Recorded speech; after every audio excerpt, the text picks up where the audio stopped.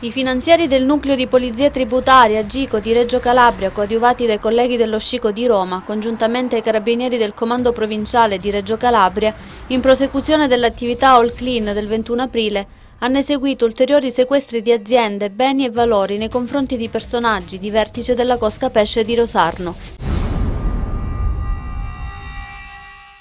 Dalle prime ore del mattino il personale della Polizia di Stato dell'Ufficio Misure di Prevenzione della Questura di Cosenza ha eseguito i decreti di sequestro di beni mobili ed immobili nei confronti di Agostino Briguori di Bonifati, coinvolto unitamente ad altri personaggi noti come appartenenti al clan Muto. Il valore dei beni sottoposto a sequestro ammonta a circa 2 milioni di euro.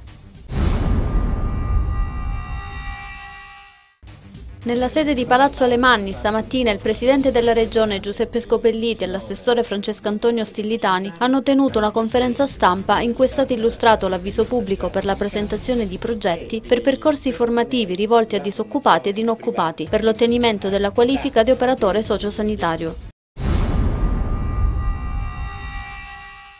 Protesta questa mattina davanti alla sede della provincia di Crotone dei lavoratori della gestione servizi, società 100% di capitale pubblico con socio unico proprio l'ente intermedio. La società è in crisi e i sindacati e le RSA aziendali chiedono all'amministrazione provinciale di mantenere gli impegni presi sull'affidamento di nuovi servizi.